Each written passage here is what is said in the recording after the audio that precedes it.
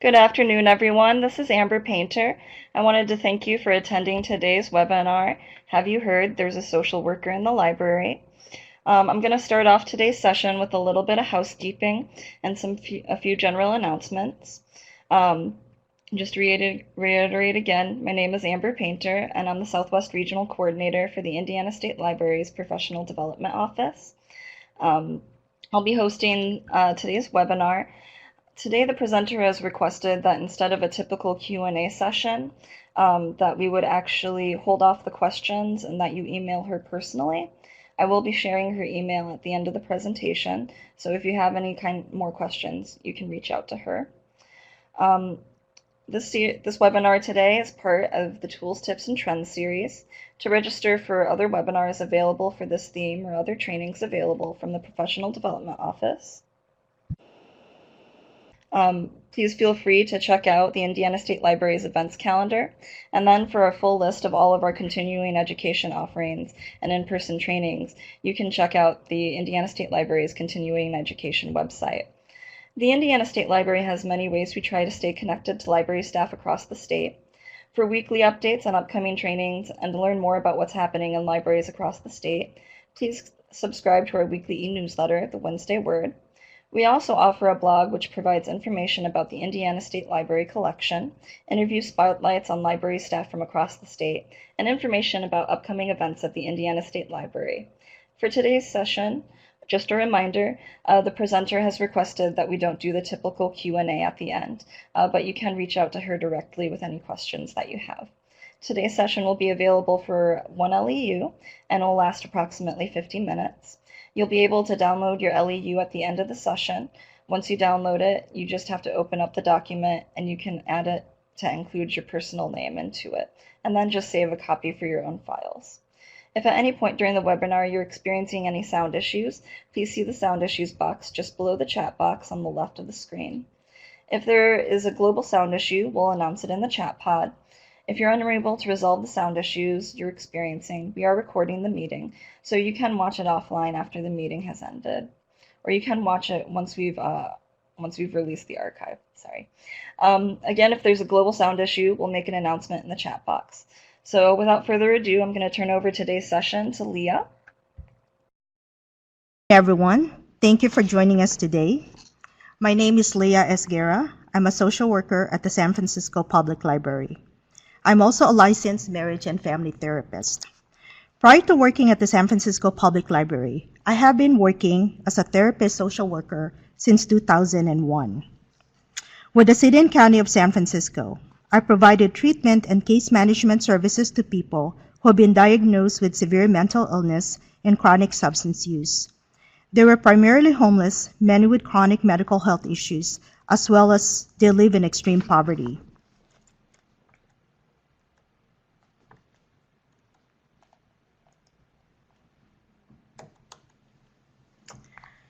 So, I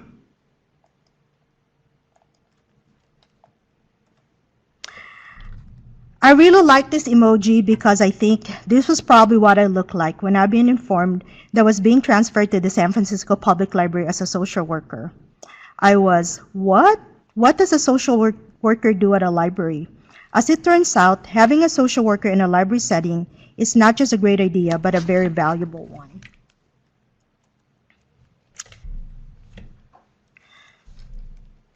San Francisco is a beautiful city that celebrates diversity and inclusion. It is also a very expensive city to live in. San Francisco takes pride in being able to provide free services to its residents. Those services include free healthcare, free food, free showers, free shelters, among many others. San Francisco Main Public Library is in the heart of these services, where community clinics are just few blocks away, and so are single-room occupancy hotels. And social services such as food stamps, general assistance, etc. We get about 4,400 visitors a day at the main library. We often get asked the question, how many are homeless? Our response is, we really do not know, as there's no way of knowing if an individual is housed or not by just looking at a person. However, if you visit San Francisco during the last couple of years, People who seem to be homeless are very visible on the streets, along with chronic mental illness and open drug use. Many of these folks find respite at the San Francisco Public Library, where it is a beautiful and safe space. Many find themselves sleeping here, using the bathrooms to bathe, and many also truly use the library for the services that we provide, such as attending programs, watching movies, reading and socializing, or to find solitude that is so rare to find on the streets. As it turns out as well, San Francisco Public Library will become the first in the country to have a first full-time social worker, and it is my honor to be the first full-time library social worker in the country. Since there was no blueprint on what a role of a social worker is in the library setting, I have had many conversations with staff and patrons. My first goal was to build a relationship with staff and regular patrons. Through these conversations, I started to have an understanding of the challenges that both staff and patrons face. And so these are the challenges that I have learned and heard from both patrons and staff. So on the staff side, I have learned that there are varying levels of compassion and different levels of understanding of mental illness, substance abuse, and issues associated with homelessness. There is also a great deal of fear and mistrust of homeless people. As for our patrons suffer from chronic homelessness, severe mental illness, chronic substance abuse, and many, when I first started in 2009, many were newly homeless because that's when the economy tanked. And then now in 2017, we're also experiencing a different level or cases of homelessness because of the big housing crisis that we have here in San Francisco, and it is a big one. And because this is San Francisco, many people find themselves here to start a new life, hoping that they can find jobs or housing. However, many people don't realize until they get here that housing is very expensive and very scarce in San Francisco.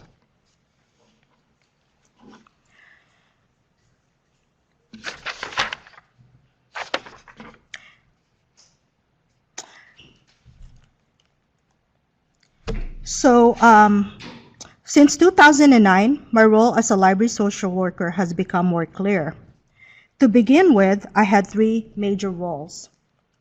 The first one is to outreach, assess, and link the patrons with existing community social services. Another one is to develop the HASA program. I hired 2 health and safety associates, or HASAs, when I first started. Now we are a team of 8 people, including myself. My role is to train and support them as they're returning to the workforce from homelessness. I also provide training and consultation to the staff about relevant issues that our patrons face.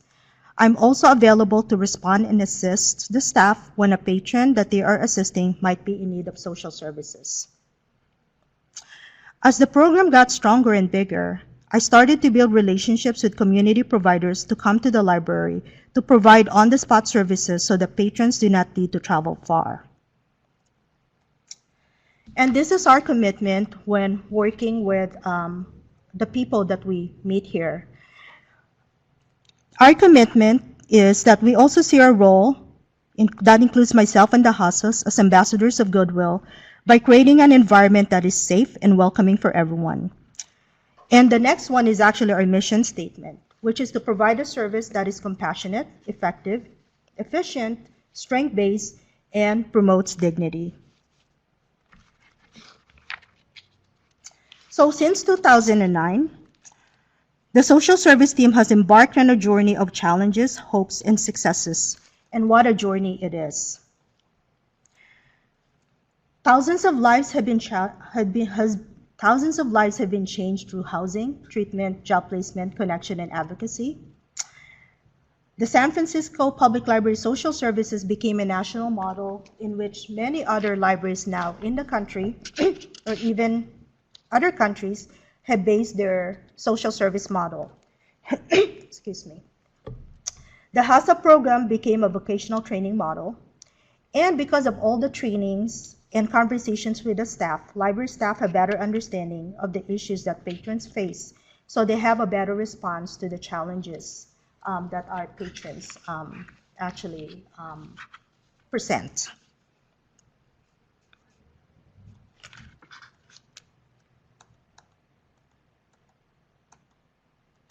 So since fiscal year 2009 until now, so these are our numbers. I see about 250 unique patrons every year. And with the HASAs, we did not get the stats until 2013. So combined, myself and the HASAs, we had 21,000 outreaches to our patrons. About 150 people were placed in permanent housing, and about 30 or more are linked to jobs and paid internship. These are the pictures of one of our strongest partners, which is Lava May. Lava May is a nonprofit that started out as providing mobile showers. Now they provide a fair that provides free haircuts, free healthcare, dental care, food, music. San Francisco Public Library proudly hosts this every other month fair called Pop-Up Care Village at the main library. A component of the San Francisco Public Library's social service program that I'm very most proud of is the Health and Safety Associates team, or the HASAs. You will hear two members of this team speak in a few minutes, Jennifer and Joe. So who are the HASAs? HASAs are individuals who themselves have experienced homelessness and issues that could be associated with homelessness.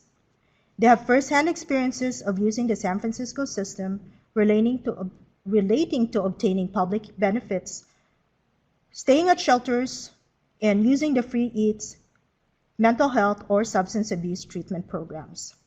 Some were actually patrons here and were outreach at the library while they were homeless here at the library. And they were linked to services, and they came back to become outreach workers or HASAs to give back. Every one of them has overcome homelessness and other issues relating to homelessness. Among the HASA's greatest contributions are their courage and willingness to share their personal stories to inspire and provide both patrons and staff hope that it is possible to recover from homelessness. HASA share their personal stories of recovery, survival, and experiences in using the social service system when it's appropriate and if it's going to benefit the person or patron that they're trying to help. Their stories provide inspirations to both staff and patrons. They work side by side with the library staff in serving the patrons of the library who are in need of social services or just a kind person who will understand and willing to listen.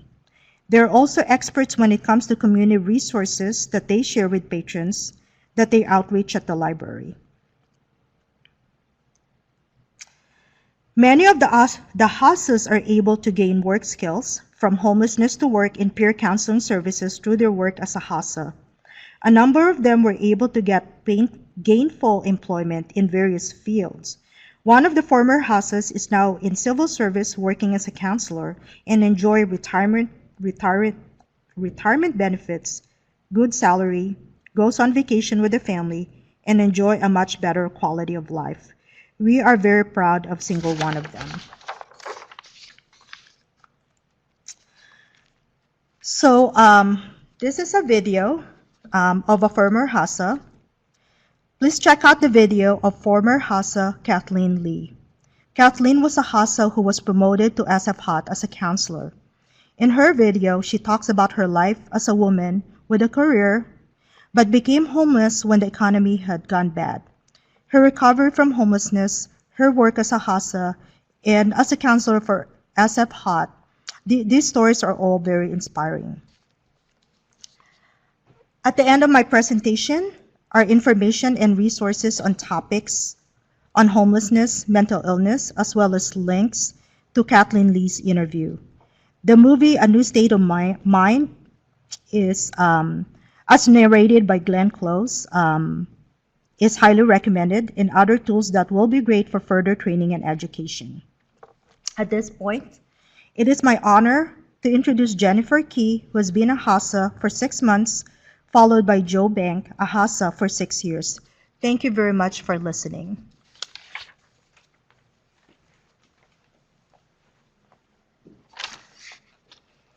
Thank you, Leah. Hello and good afternoon. My name is Jennifer Keys.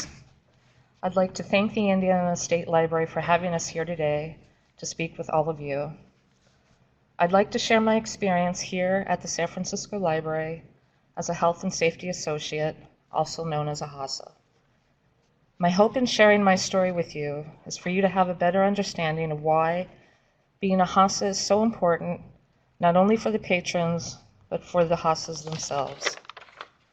I became a HASA 6 months ago. Prior to being hired, I hadn't worked in 8 years. My journey began in 1975. I was born in San Francisco and lived in San Francisco until I was 12, with my birth mother, who was also a single mother. I had no other family except my aunt, who was the half-sister of my mother.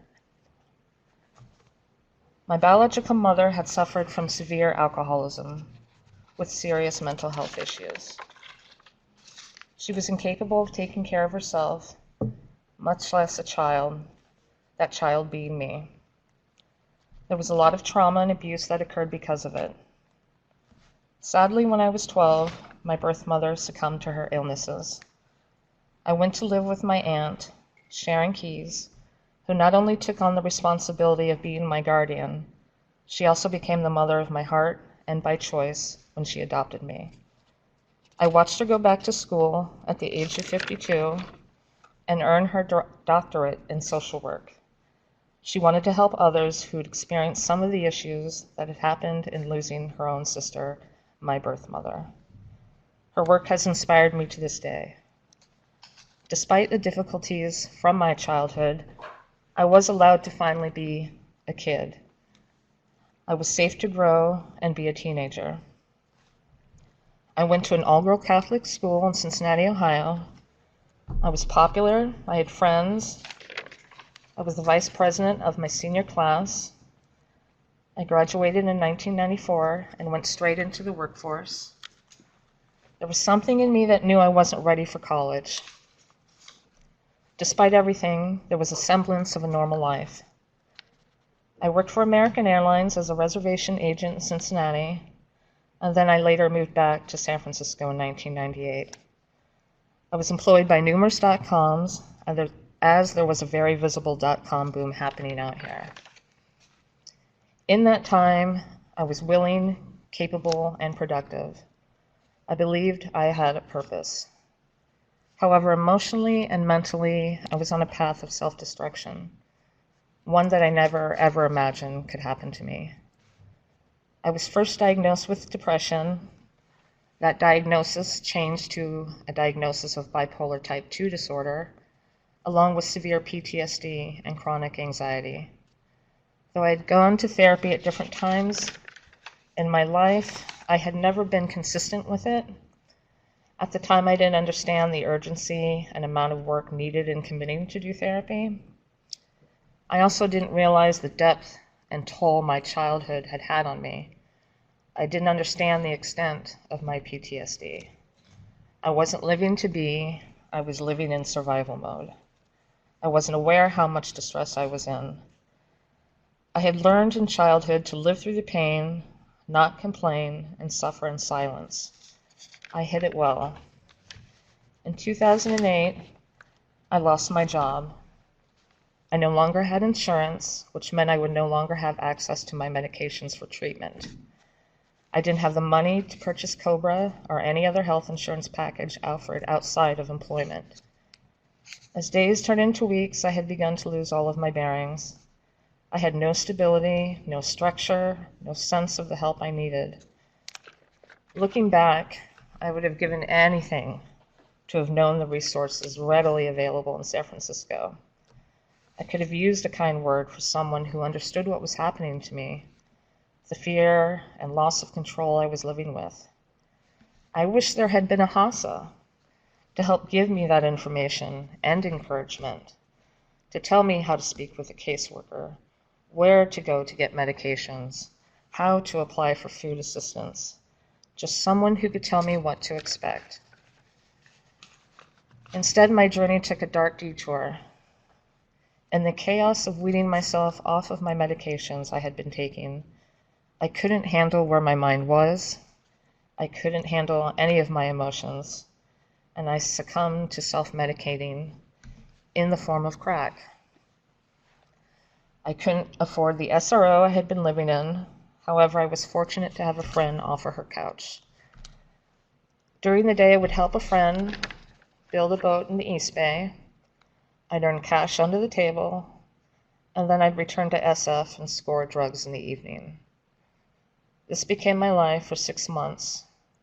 No one, absolutely no one, knew that this was happening to me. They had no idea of what I was doing. Again, I hid it well. When I no longer had a couch to sleep on, I ended up wandering the streets. The first nights of homelessness were spent in Berkeley, the others in San Francisco. I was physically, mentally, and emotionally drained. I was exhausted beyond belief. I was also extremely scared.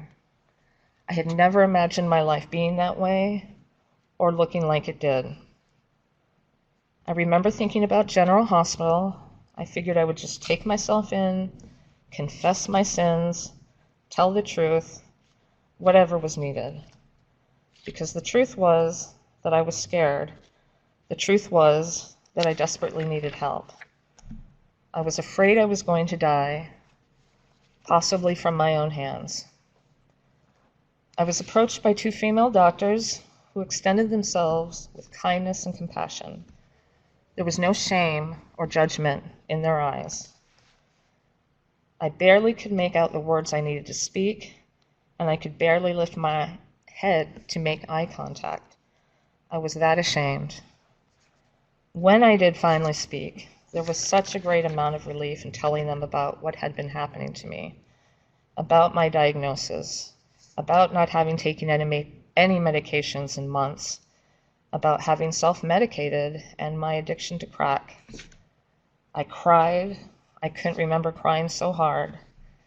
They listened, and they told me it was going to be okay, that there was help for me. After an assessment was done on me, it was agreed that I would go to a 30-day stabilization house called the Schrader House.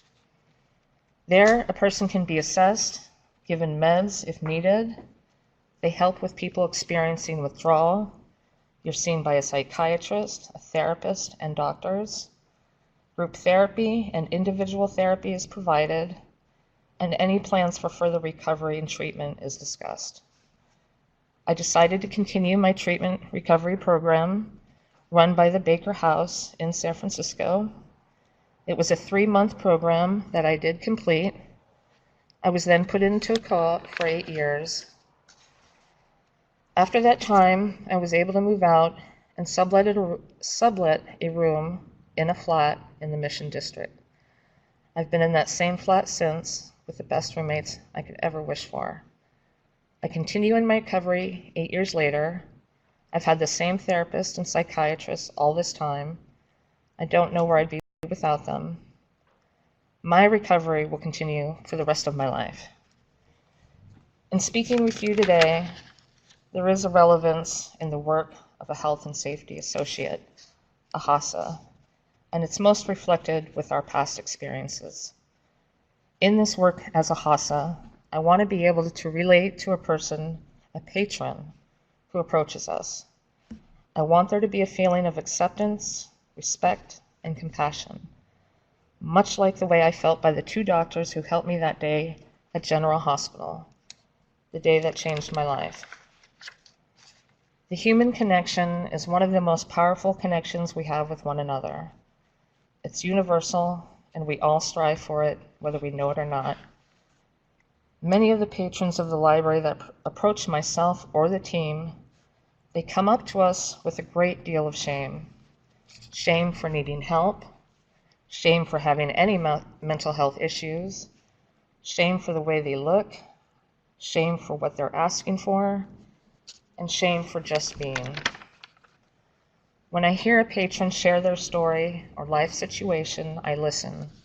I listen to the words, I pay attention to their body language, and then I respond. I acknowledge where they are, who they are, and I do it with understanding. Because of my life experiences, I have the ability to empathize and shed light for the patrons who need it. I'm also acutely aware that many of the library patrons rarely, if ever, hear anything positive or encouraging about themselves. They never hear that they're okay. They never hear that they're not alone. My function, my representation as a HASA, is to put a face to the human connection. I want the patron to know there's no difference between myself and them, that there truly is more to them than what they're able to see, that they are just as unique and special as everyone else. I acknowledge their pain, their fear, their exhaustion, and their loss, the loss of the life they used to have. When I do this, the patron knows they're safe. They know that they won't be judged. That's key for me. When a level of fear and hesitation subsides, a pathway is made open, and once that pathway is cleared, the actual outreach can begin. The pathway to services and open communication comes together, and therein lies the human connection, the human HASA connection, as I like to call it. My life may not have had the extensive time and experience homelessness on the streets, but my life with my childhood trauma, my addiction as an adult, and my journey with mental wellness has. That's how I share my gift.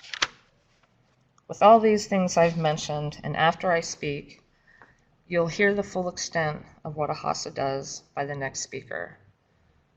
I hope you've been given a glimpse of this program and its significance. I honestly do feel I'm an intricate and crucial part of this program at the San Francisco Library. In conclusion, I'd like to share a success story. There is a patron who I will name Susan. That's not her name. Susan has been a patron of the library for some time. She's originally from the East Coast. She used to be a registered nurse.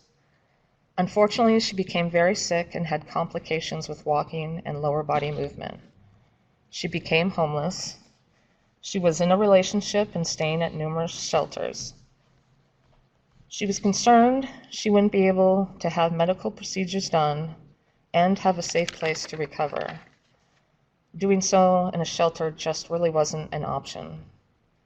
With the help of Leah, an overall assessment was given, and she qualified to have access in an SRO, arranged in partnership with the San Francisco Homeless Outreach Team, also known as SF-HOT. She accepted.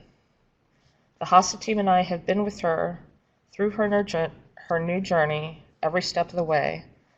I was with her the day she moved into her stabilization room.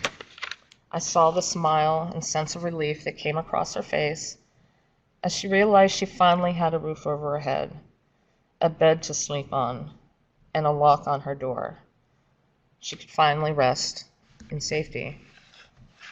Since then, there has been a great positive transition. Her energy is up, her confidence is present, she's making goals for herself, she's finding her own inner strength every single day. She advocates for her own needs, and she's established boundaries in a relationship that has been toxic. She now has a service animal who she loves and adores. There's a sense of stability in her life and hope in her future. This makes me proud. I'm proud of doing the work I do every single day. I'm proud of my team. I'm proud to work at the SF Main Library.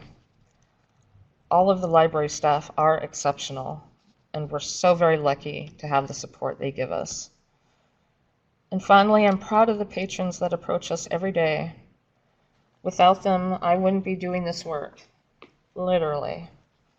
Without them, I wouldn't be a HASA. Thank you again very much for your time. And now I'd like to introduce my colleague, who I'm very fortunate to work with, Joe Bank.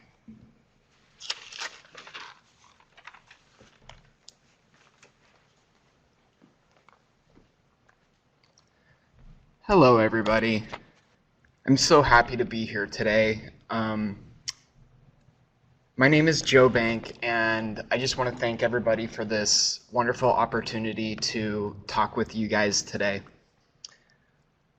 I am a health and safety associate at the San Francisco Main Library and at some branch libraries in San Francisco as well. I've been a health and safety associate, or HASA for short, for 6.5 years. Before being a HASA, I experienced drug addiction and homelessness and issues in my life.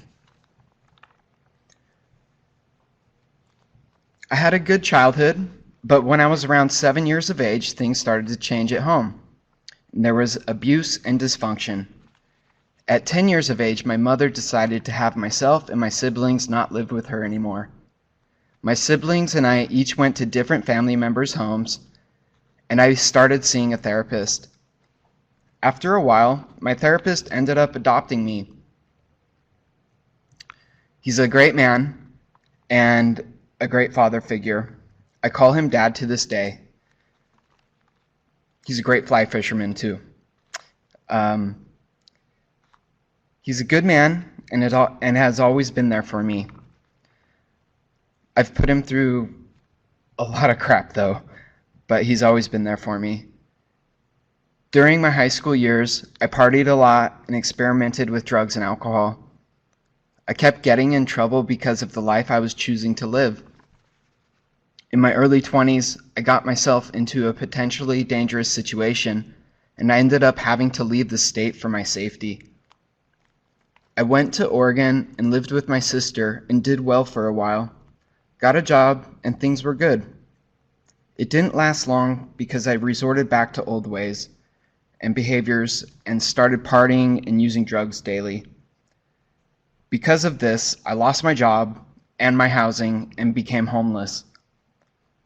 I also had a large lump in my neck at this time, which right before I became homeless, I had went to an ear, eye, throat specialist, and the medical professional did not do a biopsy, but he did feel my neck and my throat and the large lump. He said out loud, "Oh, this is solid. This could be cancerous." And, I'm like in my early 20s, and all I heard was the word cancer.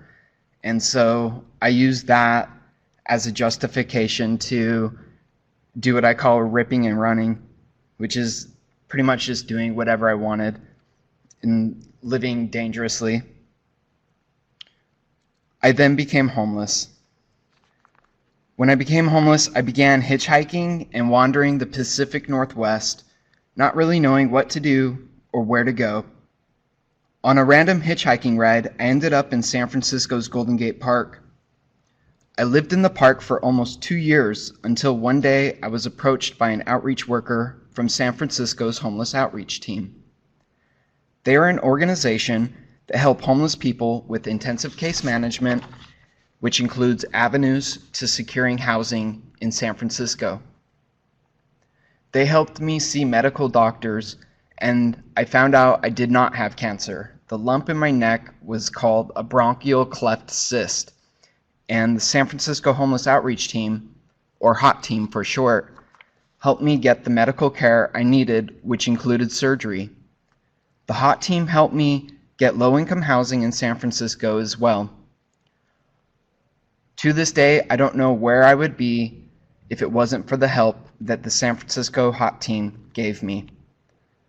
After securing housing, I learned about the Health and Safety Associate program at the San Francisco Main Library from my HOT team case manager. I was very interested and applied to the program, and luckily I was accepted. And it has changed my life. I'm so very lucky to work with the team that we have the opportunity to work with, and Leah's supervision and tutelage. I learn every day something new to help me in my work as an outreach worker. Now I'm going to talk about how my experience of homelessness has been relevant or is relevant as a HASA. Having been homeless and having been homeless in San Francisco, it has really helped me in doing outreach work as a HASA. When I was homeless, I used a lot of different resources in San Francisco, such as food services, clothing services, shelters, how to access shelters, medical, dental, laundry, showers, and many other resources as well. Having been a person who used these services myself enables me to help people as a HASA who want or need these services themselves. I'm able to explain to people how different services work and what to expect when using services.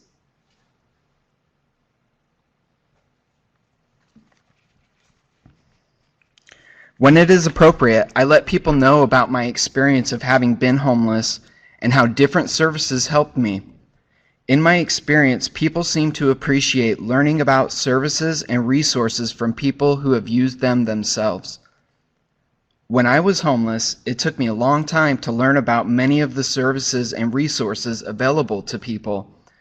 I could have really used an experience like meeting a HASA so that I could learn about services and resources from a one-stop shop, which is what HASAs are and do. As a HASA, what are the services we provide at the library? And I'm going to talk about kind of like the day in the life of a HASA.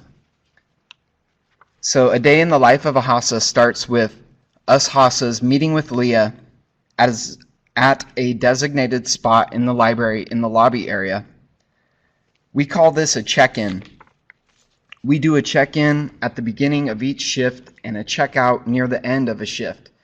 We meet at a check-in and talk about clients we are outreaching.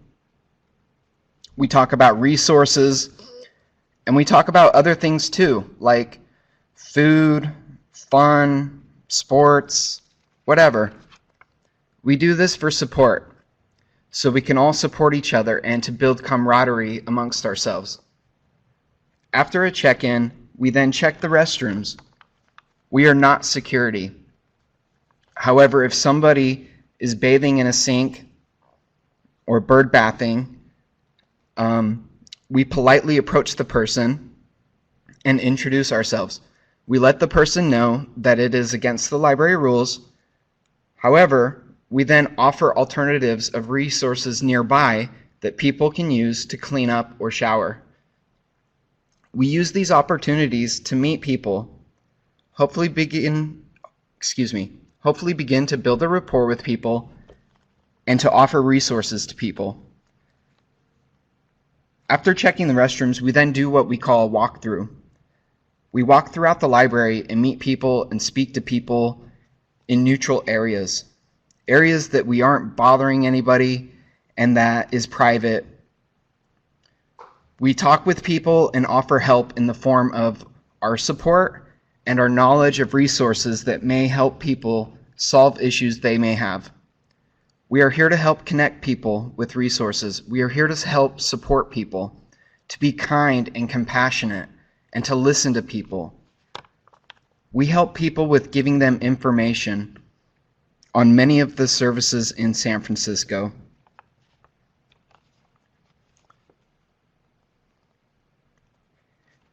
Services like, as I said before, free eats, shelters, showers, laundry services, general assistance, food stamps, housing list access, and how to sign up for Medi-Cal, and many other resources and services as well.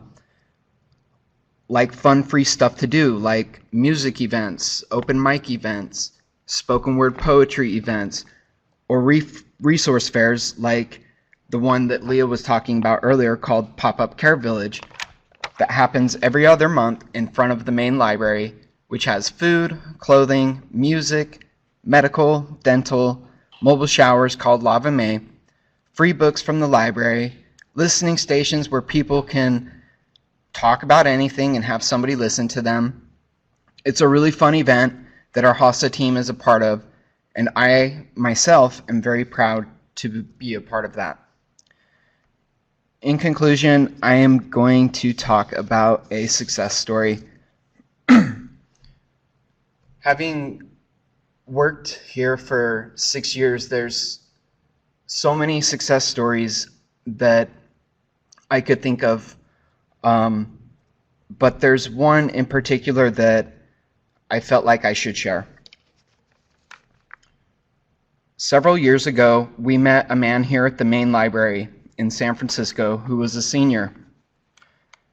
He's a great person and quite a character, great storyteller, and a former boxer. He was homeless for many, many years, and he had severe medical issues and issues with alcoholism. He always wanted to talk with us, but was not very interested in help or housing. And that's okay. We always met him where he was. One day after knowing him for over a long period of time, he approached us very bluntly and said that he was ready and he wanted help getting housing and addressing his medical issues and substance abuse issues he had at that time as well. It took some time, but we were able to help him get housing. Shortly after he got housing, he unfortunately got cancer. Even though he was housed already, we still supported him, and we were a part of his support network. He ended up passing away while housed and not on the street. He passed away with dignity. We had visited him just a day prior to him passing away. He was an amazing person, a great storyteller, and a true gentleman in every sense of the word. I am honored to have known him and to have been a part of his life. Thank you so much for your time.